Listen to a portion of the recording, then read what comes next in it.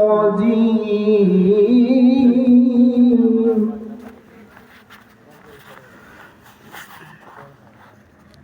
بسم الله الرحمن الرحيم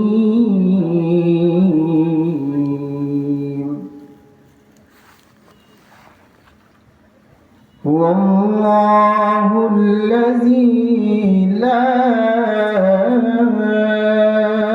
إله إلا هو عالم الغيب والشهادة هو الرحمن الرحيم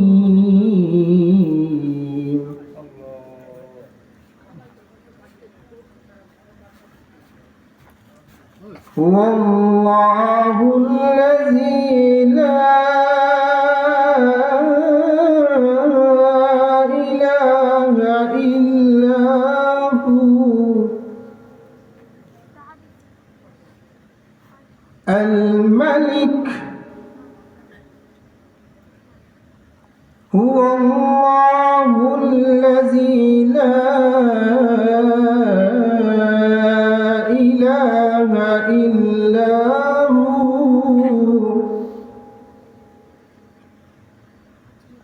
الملك القدوس السلام المؤمن المهيمن العزيز الجبار المتكبر سبحان الله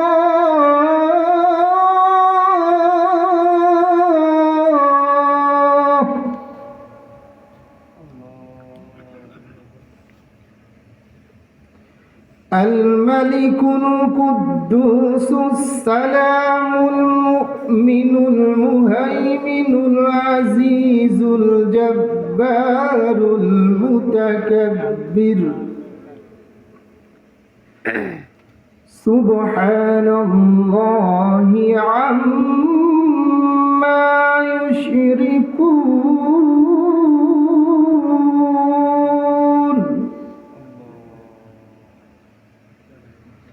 هو الله الخالق البارئ المصور له الأسماء الحسنى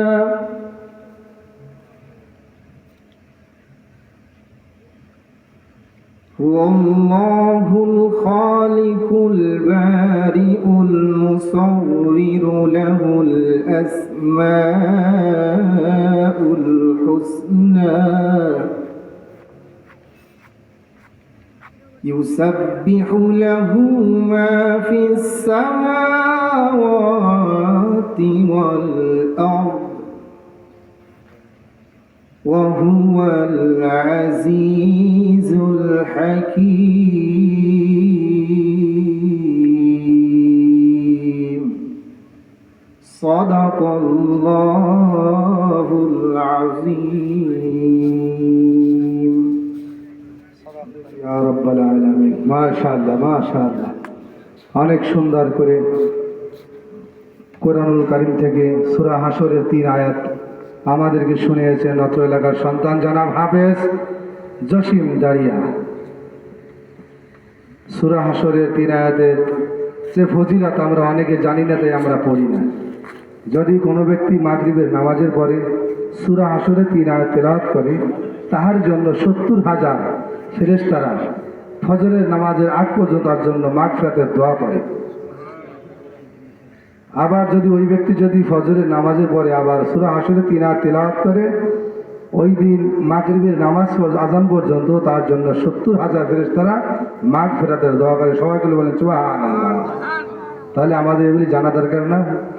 অনেকে জানি, কিন্তু জানলে এটা অশুদ্ধ। জানলেও কি পড়ি? অশুদ্ধ পড়ি। এই জন্য শুদ্ধ করে পড়ার চেষ্টা করি। আলহামদুলিল্লাহ।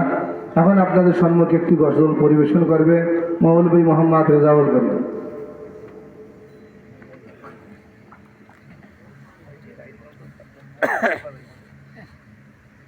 আসসালামু আলাইকুম রহমতুল্লাহি ওয়া বারাকাতুহু।